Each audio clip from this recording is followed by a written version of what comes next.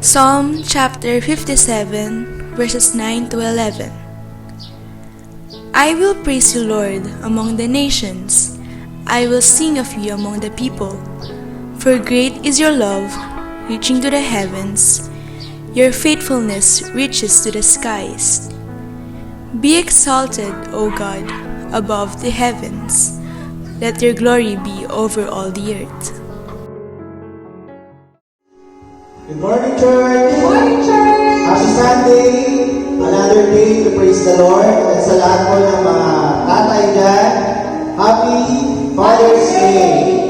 Sabi sa Psalms chapter 103 verse 13, the Lord is like a father to his children, tender and compassionate to those who fear Him. So today as we worship the Lord, let's all remember how He loves us, how He took care of us in spite of the troubles, in spite of the problems we are facing today.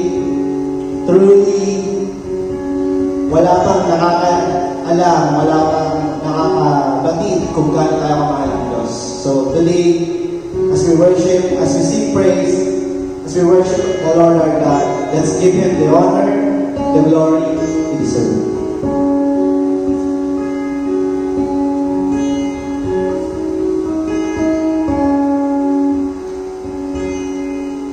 How deep the Father's love for us, how vast beyond all measure, that He should give His only Son to make a wretch His treasure.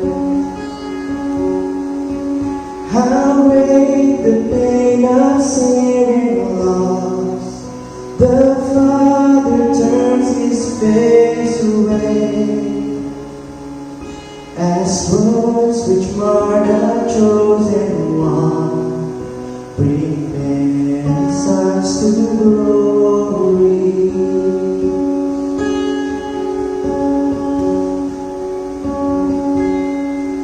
Behold the man upon a cross, my sin upon His shoulder. Ashamed, I hear my mocking voice call out among the scoffers. It was my sin that held Him there until it was accomplished. His dying breath has brought me life. I know that it is finished.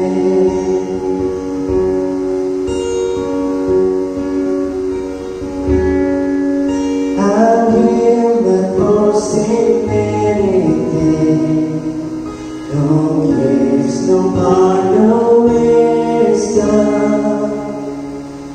but I will boast in Jesus Christ, His death and resurrection.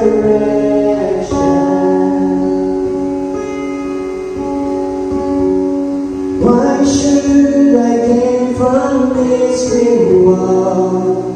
I cannot give an answer, but this I know with all my heart. His words have paid my ransom.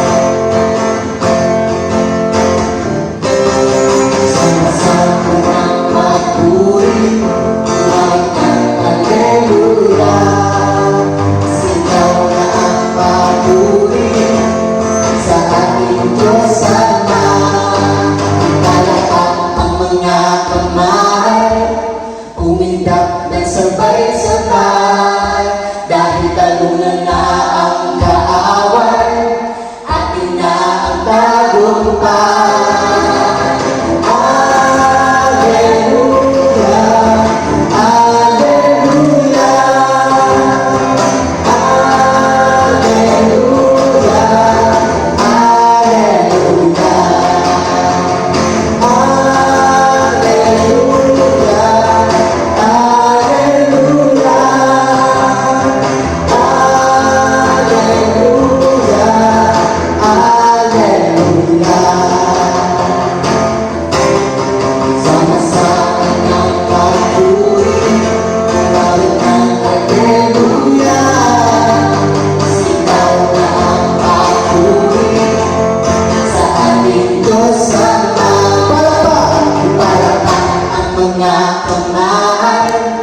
umindak nagsabay-sabay dahil talunan na ang kaaway, atin na ang tagumpay. Alleluia, alleluia, alleluia, alleluia, alleluia, alleluia.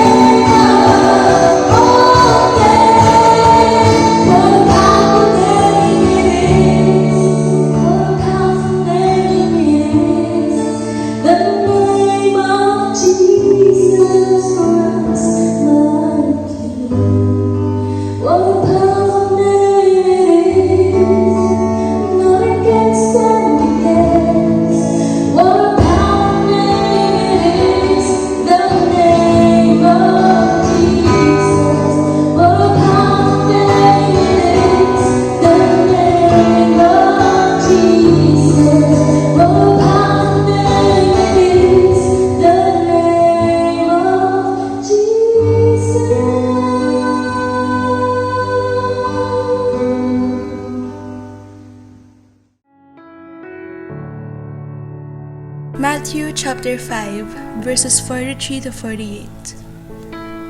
You have heard that it was said, "Love your neighbor and hate your enemy." But I tell you, love your enemies and pray for those who persecute you, that you may be children of your Father in heaven. He causes his sun to rise on the evil and the good, and sends rain on the righteous and the unrighteous. If you love those who love you, what reward will you get? Are not even the tax collectors doing that? And if you greet only your own people, what are you doing more than others? Do not even pagans do that? Be perfect, therefore, as your heavenly Father is perfect. Magandang araw po muli sa inyo mga kapatid at Happy Father's Day sa lahat ng mga ama ng tahanan. At salamat kay Lord na binigyan niya tayong muli ng pagkakataon na maisagawa ang worship service na ito.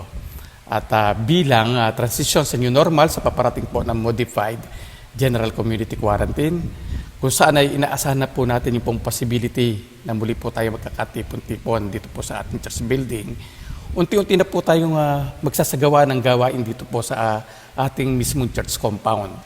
At isa po sa unang hakbang na ating pong isinasagawa ay yung pong pagsasagawa ng live worship service dito po sa church, pero limitado lamang po muna ito sa 10 katao. At the same time, habang ginagawa po yung live worship service, ito naman po ay atin pa rin pong dire-record upang sa gayon yung pong link nito ay amin pa rin maipadala sa inyo. At kayo pa rin po ay makapagsagawa ng pagsamba sa inyo po mga sari-sariling tahanan. At nais din po namin ipabatid na naghahanda na rin po tayo sa pagtanggap ng ilang pong gawain na pwede pong gawin dito po sa ating compound, katulad nga po ng pagsasagawa ng child dedication at maging yung pong mga gusto dyan na magpakasala na po, pwede na po tayong tumanggap muli ng wedding. Pero ito po ay limited din muna sa 10 katao. At let's pray na nawa ay sa darating po ng mga araw ay maibaba na nga po o ma-lift ito pong ating pong general community quarantine patungo po doon sa modified community quarantine. At patuloy po kami magbibigay ng update, lalo na nga po sa pagkakataon na mabago na nga po yung ating pong quarantine status dito sa ating lugar. At patuloy rin po natin ipanalangin mga kapatid, ano po, yung pong development ng gamot at bakuna laban dito sa COVID-19, nang sa gayon ay lubusan na po tayong makabalik sa normal na buhay na ating pong kinasanayang ginagawa. At sa ating pong pagpapatuloy ng ating serye na tinawag po nating Navigating Through Human Differences, pag-uusapan naman po natin sa araw na ito ang patungkol sa isa pong katuruan ng Panginoong Hesus tungkol po sa pag-ibig sa ating mga kaaway. Pag-ibig sa ating mga kaaway. Pastor, patatawarin ko na nga ng paulit-ulit kung kinakailangan ako pa ang gagawa ng hakbang upang gumawa ng pagsasaayos. Ngayon naman ay mamahalin pa sila. Parang kahirap namang gawin. Tayo po ay sandaling lumapit sa panalangin. Lord, sa aming pong pag-aaral ng iyong salita, muli po kaming humingi ng karunungan at pangunawa sa sariling aming tinatalakay. Nawa ang mga bagay na aming natututunan ay patuloy na humubog sa aming panglabas at pangloob na pagkatao na magiging daan naman upang ikaw ay patuloy namin mabigyan ng kaluguran. Ito po ang aming samot dalangin sa pangalan ni Jesus. Amen. Sino ba ang ating kapwa? Ang sabi po sa talatang 43, doon po sa talatang ating binasa kanina, at nais ko pong muli itong basahin ngayon. Ang sabi po rito, narinig ninyong sinabi, ibigin mo ang iyong kapwa at kamuhian mo ang iyong kaaway. Ang mga katagang ibigin mo ang iyong kapwa na nakasalin sa wikang English na you shall love your neighbor ay hango mula sa Leviticus chapter 19 verse 18. At sa ibang version po, ang neighbor ay nakasalin sa salitang friends. Ang salitang neighbor o friends ay nagbibigay po sa atin ng kaisipan na sila po yung mga taong malalapit o nakapaligid sa atin o kaya naman ay mga taong lagi po nating nakakasalambuha. Ang isa pong neighbor ay maaari pong ilagay sa kategorya na mananampalataya na isang kapanalig o kaya naman ay isang kaaway kung siya po ay hindi mananampalataya. So ganun po yung basic category po. At ayon po sa panuntunan ng mga Pariseo nung kapanahonan dito sa lupa ng Panginoong Yesus, kung ang isang Hudyo ay nakakita ng isang hentil na nahulog sa dagat, hayaan na lamang ito at huwag tulungan. Para sa kanila, oo nga't nasusulat na huwag pababayaan ng isang kapatid, hindi naman nila itinuturing na kapatid ang mga taong mula sa ibang lahi. Dahil po sa pananaw ng mga Pariseo na sila ay mga relihiyosong tao at mga gumagawa ng mga tamang bagay na naayon sa kasulatan, mayroon po silang kaisipan na sila lamang ang malapit sa Diyos kumpara sa ibang tao, lalo na po doon sa mga taga-ibang lahi. Ganun po yung thinking ng mga Pariseo ng panahon po ng ating Panginoong Yesus. At dahil nga po sa paningin nila na sa kanilang sarili, na sila po ay naiiba, ayaw na po nilang sila po ay makisalamuha sa ibang lahi. Kahit hindi na nga po nakapagtataka kung bakit binansagan ng mga Romano ang mga Hudyo bilang mga taong galit sa lahat ng lahi. Katulad po ng mga Pariseo sa panahong iyon ng Panginoong Yesus dito sa mundo, marami pong mananampalataya sa kasalukuyan ang may kaisipan na lagi silang tama dahil mas malapit sila sa Diyos kumpara sa ibang tao. Ang tanong, mayroon po bang mali sa ganoong kaisipan? Masasabi naman po natin na ang mga Pariseo sa panahon ngayon ay nangahulog sa isang patibong na maaari din naman nating kahulugan sa ating pong kapanahonan ngayon. Kundi po tayo magiging maingat. Katulad po ng Pariseo, pwede rin po tayong mahulog sa isa pong patibong.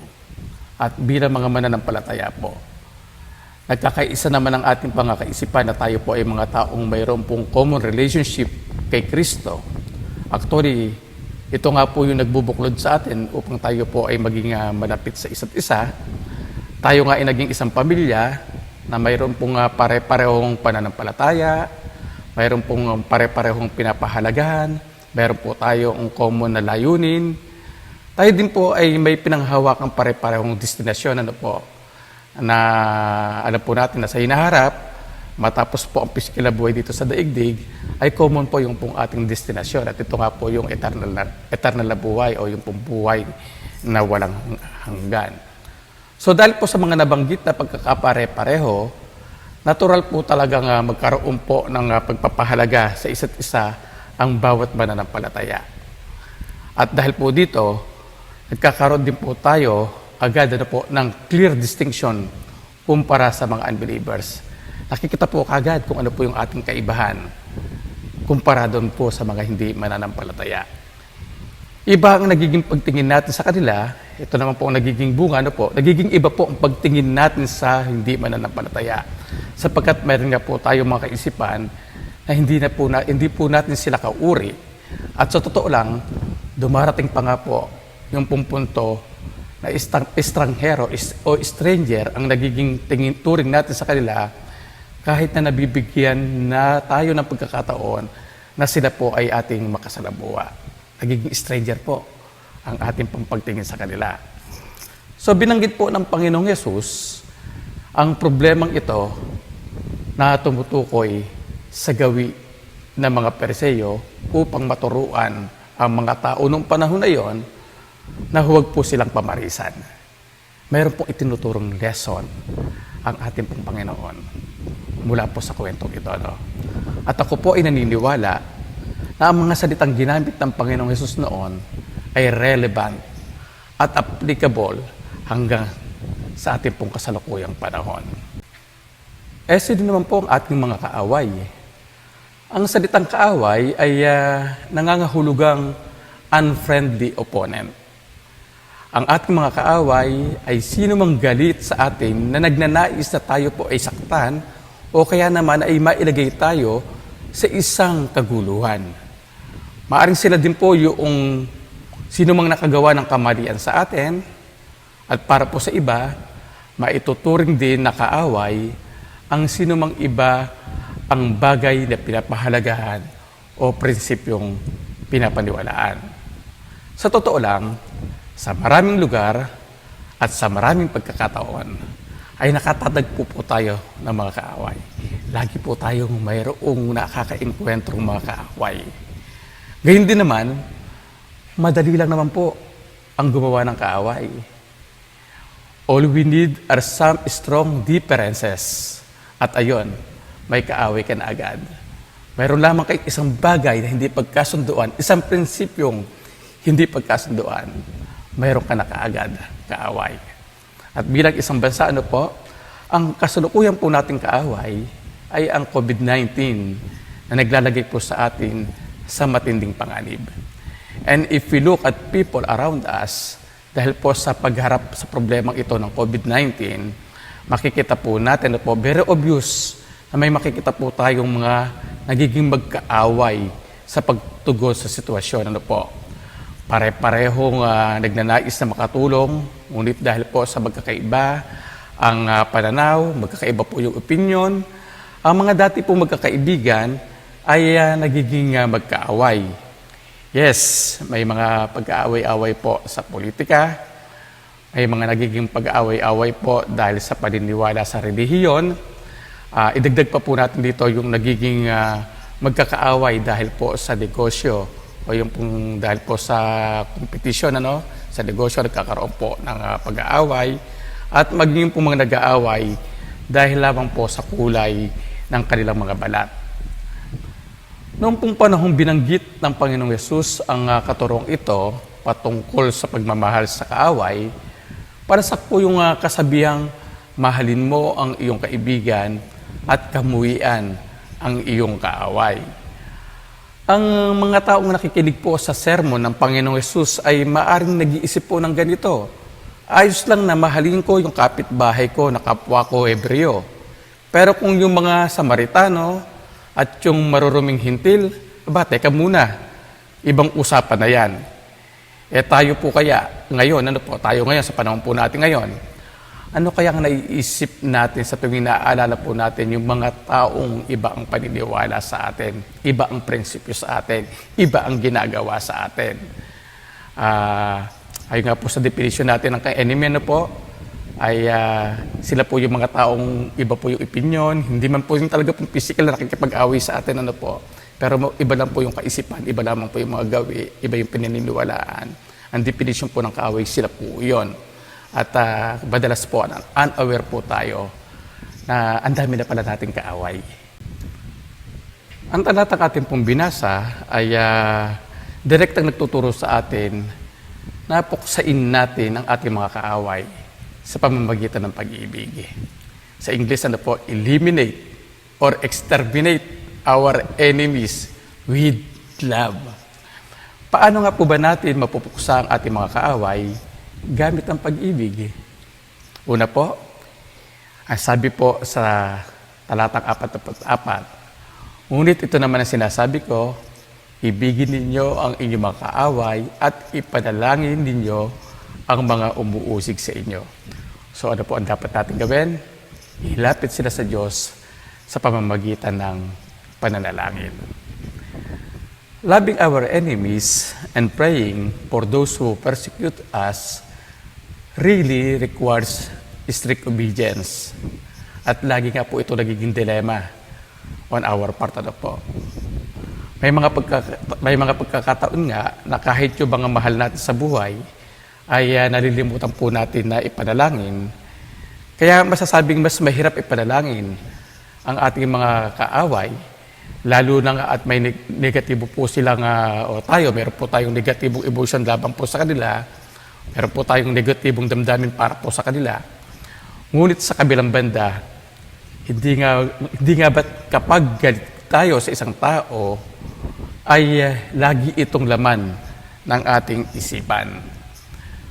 Pero kung ipapanalangin naman po natin ang ating pong mga kaaway, huwag naman sanang ganitong ating panalangin na Lord, mahal ko ang kaaway kong ito. Kuhanin mo na kaya siya. Hindi po dapat ganun mga kapatid. Oo, maaaring ang utos ito ng Panginoong Yesus na pagpalain, mahalin, at ipanalangin ang ating pong mga kaaway ay isa po sa pinakamahirap nating gawin. Ngunit kung hayaan po natin, naganap na makakilos ang kapangyarihan ng banal na espiritu sa ating mga buhay, kakayanin nating magawa ang bagay na ito. So, bakit po natin kinakailangang ipanalangin ang ating mga kaaway? Sapagkat ganito po ang mismong ipinakitang halimbawa ng ating Panginoong Yesus. Katulad nga po ng aking halimbawa 2 weeks ago, nung panahon po ng ating Panginoong Yesus ay nakabayubay doon sa krus ng Kalbaryo, ano ang kanya pong ginawa sa mga taong umakusa at nagpahirap sa kanya?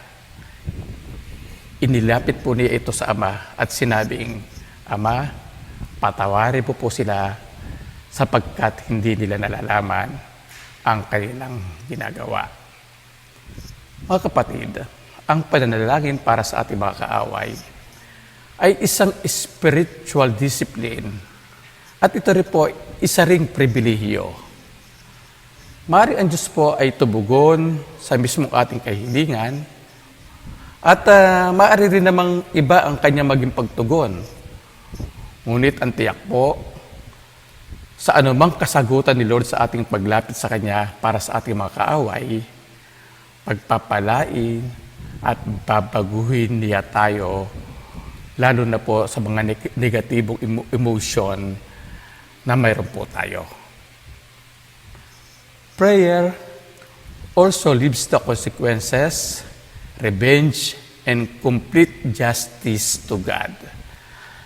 Dahil po sa ating pananalangin para sa ating mga itinuturing na enemy, nakakaranas po tayo ng tinatawag po na transference. Ano po bang ibig sabihin ng transference? Ito ay isang proseso na pagbibigay sa Diyos ng mga bagay na gusto natin mangyari patungo sa Kanyang tunay na kalooban. So, sinusurrender po natin kay Lord. Yung pong mga bagay na ating pong iniisip na mangyari para po sa ating mga kaaway. At ipinagkakatiwala po natin sa Kanya pong kalooban, kung ano po ang talagang dapat na mangyari. Hindi po yung kalooban natin, kundi doon po sa kalooban ng ating Diyos. Dito naman po sa verse 45, sabi po rito, upang kayo'y maging tunay na mga anak ng inyong amang nasa langit, sapagkat pinasisikat niya ang araw sa mabubuti, gayon din naman sa masasama, at nagpapaulan siya sa mga matutuwid at sa mga hindi matuwid. So ano pong isang hakbang ang pwede pa rin po natin gawin upang maipakita natin ang ating pong pag-ibig sa ating mga kaaway? Ipadaba po natin sa kanila na tayo'y tunay na mga anak ng Diyos. Ipadama natin sa kanila na tayo'y mga tunay na anak ng Diyos. Maaring iniisip ng ilan sa atin sa ngayon na akala ko ba anak na ako ng Diyos mula pa noong tanggapin ko si Jesus bilang aking Panginoon at tagapagligtas. Mga kapatid, tandaan po natin na ang talatang ito ay hindi po nakapokus upang magkaroon tayo ng kaligtasan o buhay na walang hanggan. Ito po ay nakasentro na bilang mga believers ay patuloy dapat tayong natututo na makapagpakita ng mga karakter ng Diyos sa ating buhay.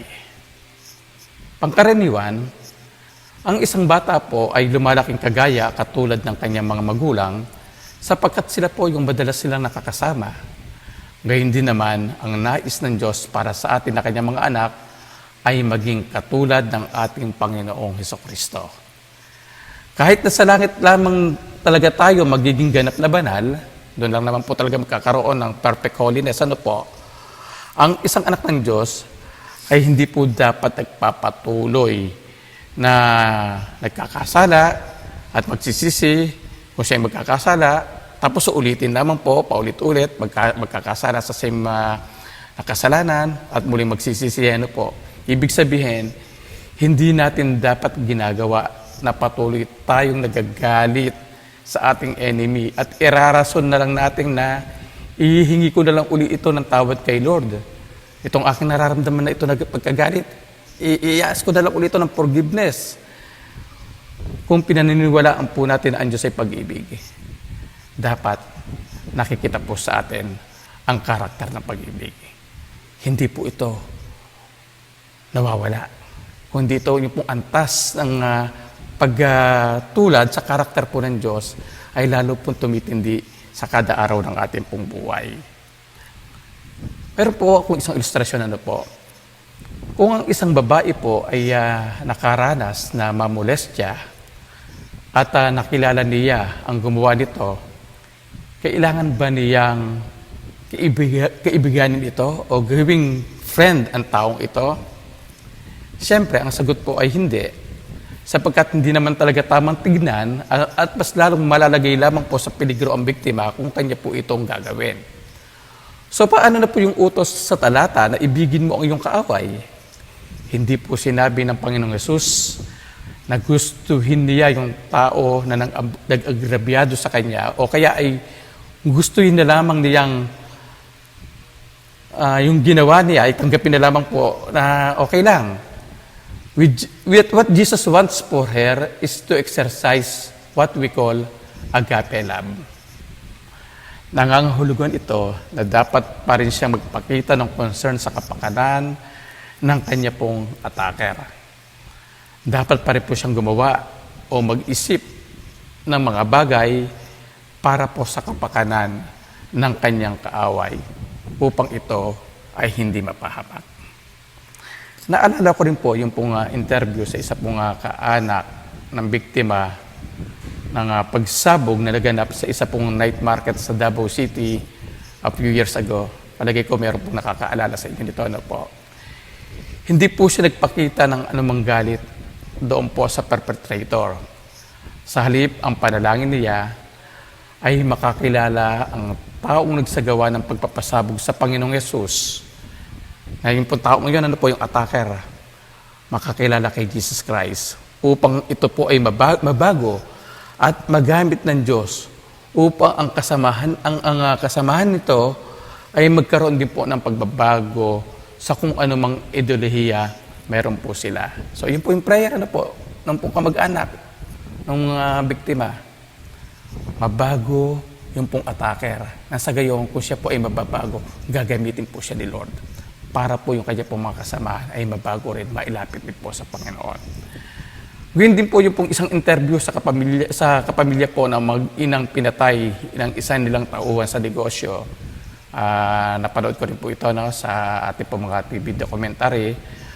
Nung nahuli po ang salarin, ang sabi ng naulila ay ganito, hindi ko hinihiling na patayin din siya bilang kabayaran ng kanyang ginawa.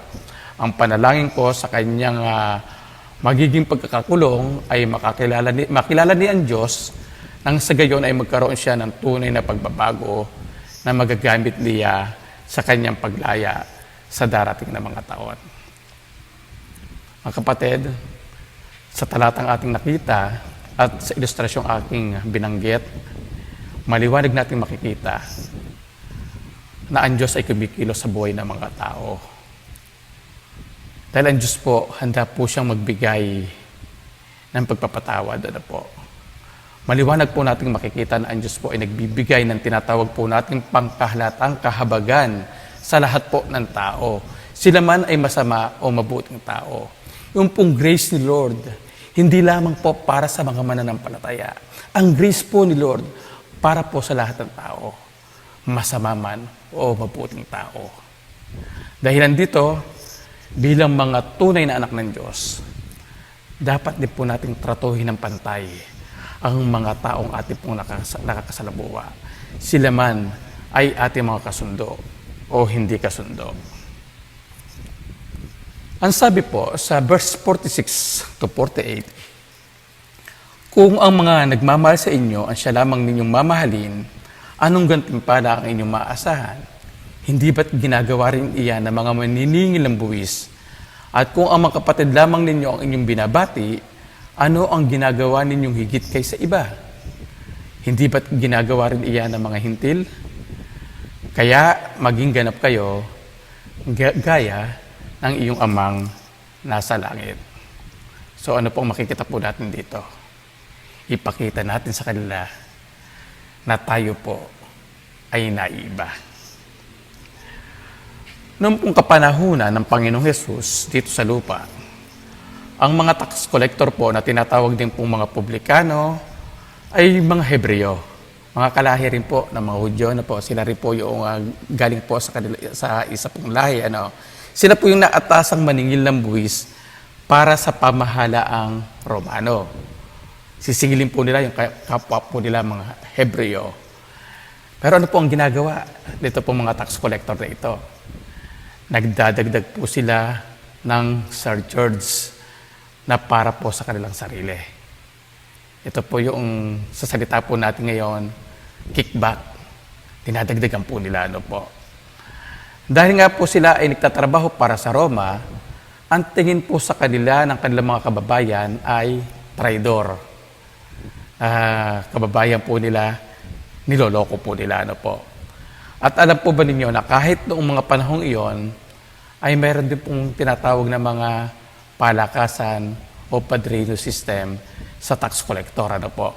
Kapag kaibigan kanila, mas mababa ang sisingilin nilang buwis. At kapag hindi kanila kakilala, hindi kanila kaibigan, ay siyempre, mas mahal ang kanila pong sisingilin. Bakit ano pong kanilang sisingilin? Yung pong aktual na buwis, tapos lalagyan pa ho nila ng tongpats o patong po. Sa kabilang dako naman po, sa kabilang banda, minamahal din po ng mga tax collector yung mga taong lumalapit sa kanila na naglalagay upang mapababa ang kanilang buwis. Bakit? Kasi nga po ay nagiging sources din sila ng kanilang ginagawang pagpapayaman. So that's why po, kung bakit po minamahal din po ng tax collector yung pong mga nagbabayad ng buwis. Kasi ito po yung kanilang pong source ng corruption po. Mga kapatid, ilang pagkakataon na ba tayo na tayo po ay naging recipient o tumanggap ng pabor sa isang tao dahil siya po ay ating kaibigan.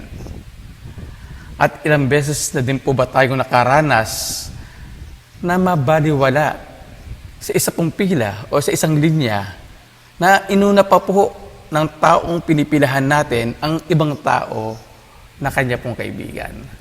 Ano po yung ating nararamdaman? Again, Jesus makes it clear that the goal of Christianity is perfection. We are called to be like Jesus. Like Jesus, the man who lived a perfect life. Ang kaisa-isang tao. Kaisa-isang tao na Diyos na namuhay ng ganap, hindi nagkasala. Ganun po ang pagkakatawag sa atin ng Diyos po, ang makapabuhay na katulad po ng Panginoong Hesukristo. Jesus calls us to rise above imperfect love. And this can only happen when we put our trust in His perfect person and His perfect work. Bago pa man sinambit ng Panginoong Hesus ang mga talatang ating tinalakay, siya po ay nauna nang nagbigay ng tatlong ilustrasyon upang ganap natin itong maunawaan. So kung magbabakrid po tayo, dito po sa talatang ating pong tinutunghayan, makikita po natin yung pong naunang tatlong ilustrasyon ng ating Panginoong Hesus kung paano po natin maipapakita ang pag-ibig sa ating mga kaaway. Una po, sabi niya po, kapag sinampal ka sa kanang pisngi, ano ang dapat mong gawin? Iharap mo ang iyong kaliwang pisngi.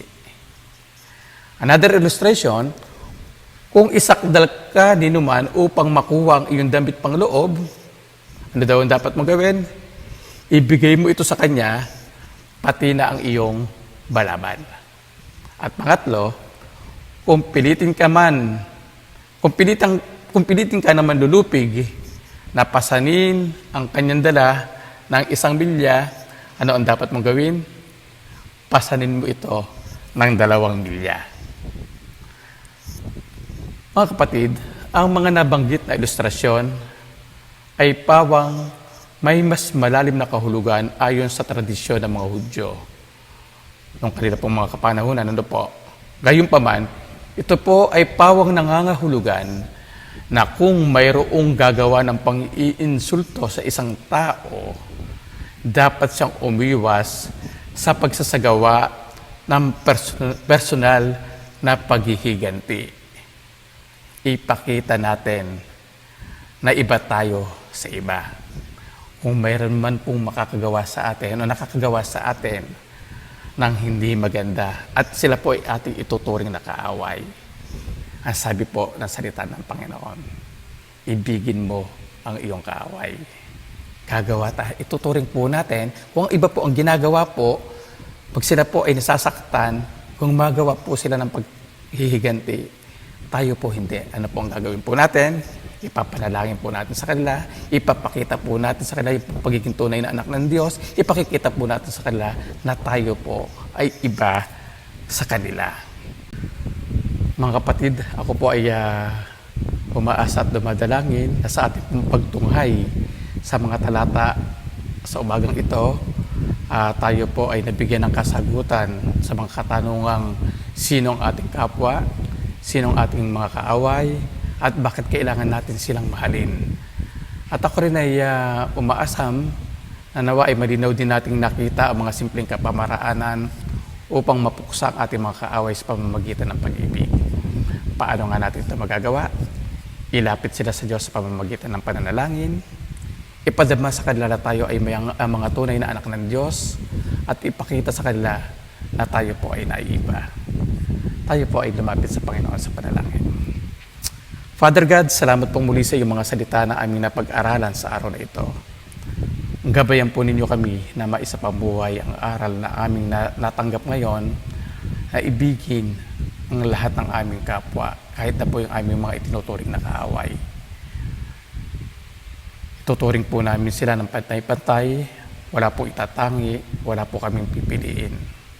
Yes Lord, para mabigat gawin, ngunit alam namin na ito po ay aming magagawa, sapagkat ikaw ay lagi namin kasama, hindi lamang po ngayon, kundi hanggang sa dulo ng panahon.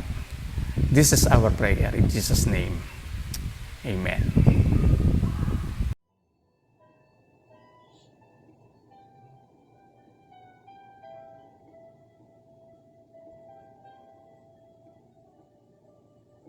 Ibig ang siyang pumukaw sa ating puso at kaluluwa, at siyang nagturo sa ating buhay, liwanag sa dilim at pag-asa.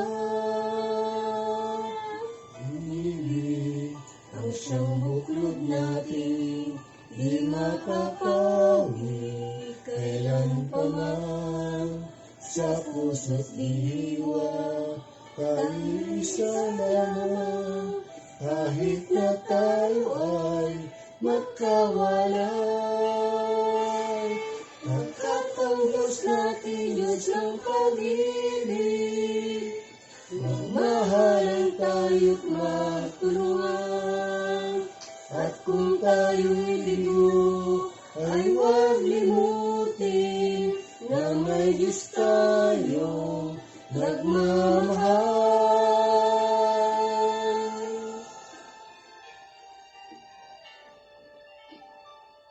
Sikapin sa ating pagtungo, ipamalita sa buong mundo, pag-ibig ng Diyos na siyang sumakot sa bawat pusong uhaw sa pagsuyo.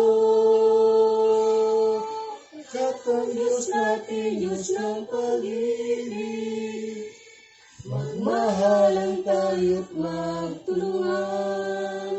At kung tayo'y bigo, ay huwag limutin na may Diyos tayo na nagmamahal.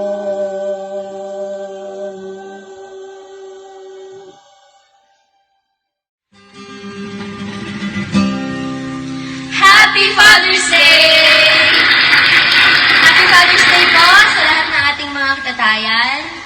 sa ating mga papa, daddy, daddy-o, dads, popsi, tatay, sa ating mga lolo. Maraming salamat po sa inyong mga buhay. We praise God for your strength, for your dedication, sa sigasig niyo po sa pagtataguyod ng inyong pong mga pamilya. So, let us honor you with this song na isinulat din po ng isa sa ating mga katatayan to give thanks sa inyo po sa araw na ito. Just one day to celebrate and to honor ang inyo pong mga buhay. So, nawa po ay maitaas ang pangalan ng Diyos sa awiting ito at nawa po ay magustuhan ninyo because pinaalay po namin ito sa inyo at buong puso po kami nagpapasalamat bilang mga anak. Happy Father's Day po at nawa po patuloy ang pagpapala, patuloy ang kalakasan, ang paggabay po at ang pag-iingat ng Diyos sa inyo pong mga buhay. So, may you enjoy the rest of your day. So, Happy Father's Day po. This song is all for all of you.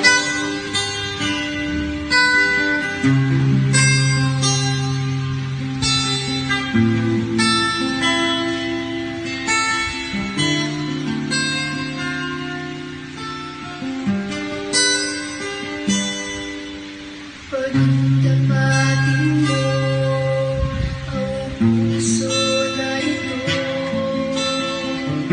sa'yo na nais maglingkod. Susunod ako sa lahat ng nais mo.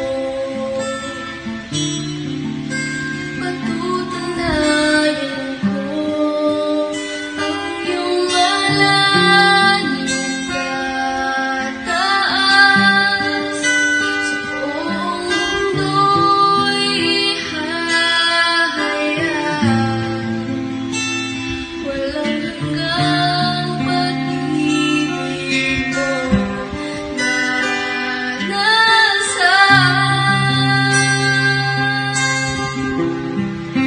Sa pagtupad, tulungan mo, wag hayaang maligaw ng landas patungo sa dako mo.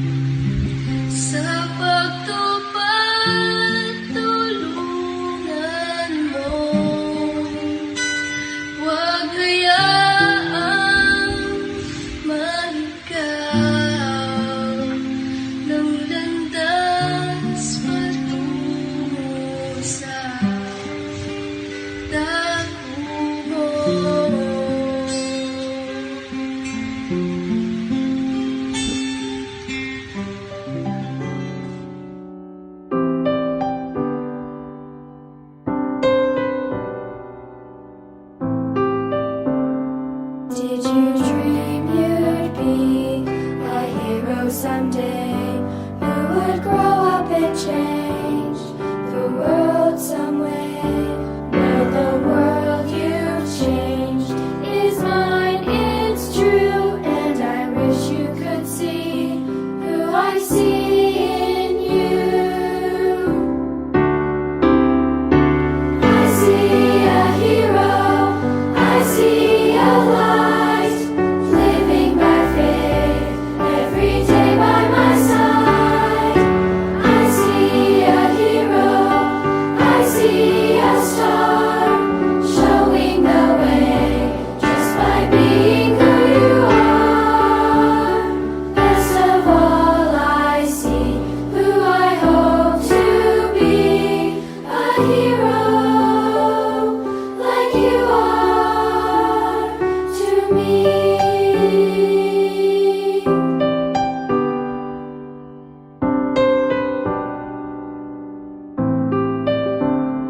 Every truth you teach, the prayers that you say, they will never be lost or fade away.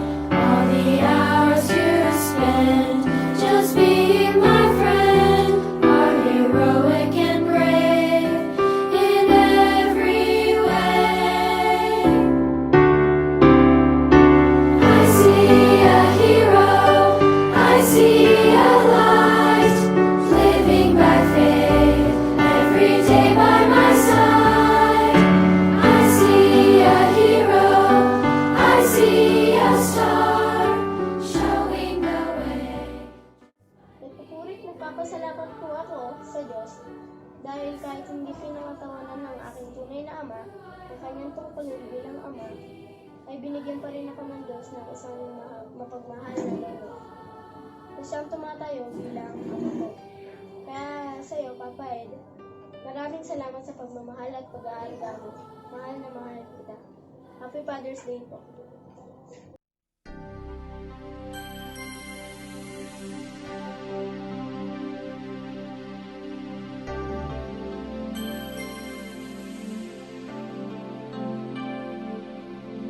Kay buti ng Panginoon, ang tulad ko'y binigyan niya ng buhay na puno ng kulay.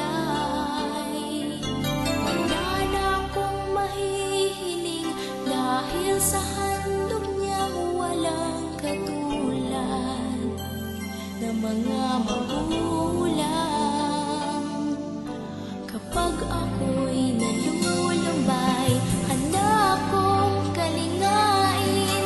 Kapag ako'y nagkukulang, unawa ang laan sa'kin. Salamat sa Panginoon, pagkat binigyan niya ako ng mga magulang na lubos-lubos ang pasinta.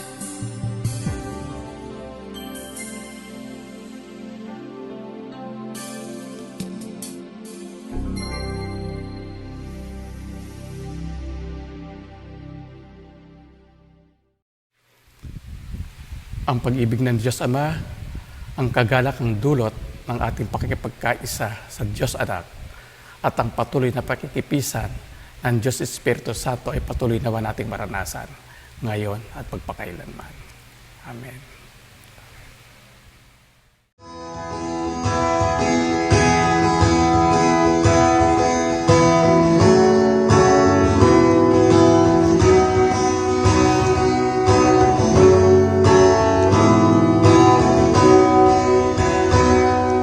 Amazing love has won my heart. Can't get no of all you've done. Gave us Jesus and we can freely give us everything.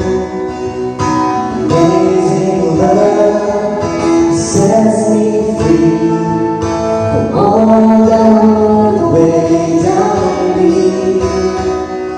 You are my strength, my help, my friend, and my whole life without end. Father, my Father, so secure in you. Perfect love drives away all my fear. Father, I love you. You have loved me first. I am grateful for your amazing love.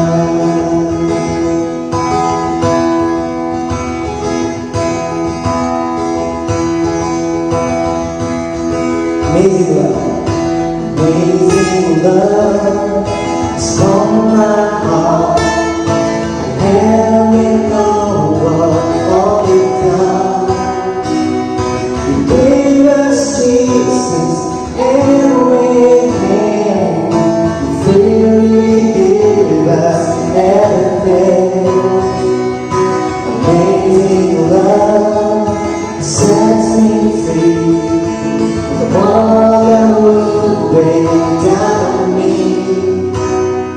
You are my strength, my help, my friend, and my whole life without end.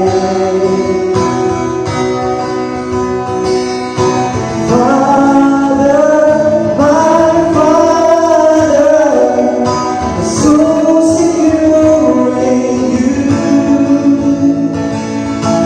Perfect love drives away all my fear. Father, I love you. You have loved me first. I am grateful for amazing love.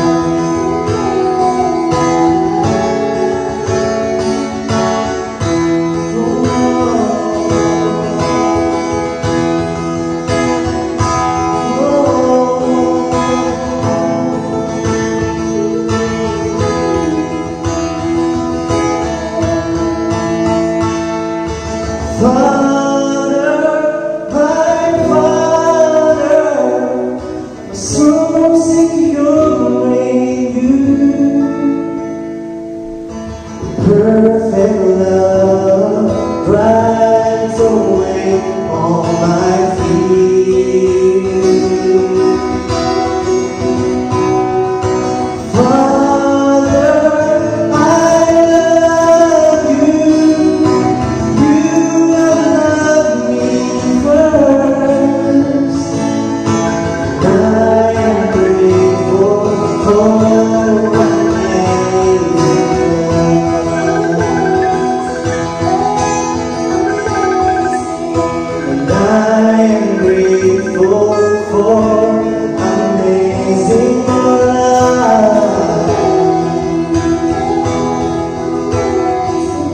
Lord, I am grateful for amazing love.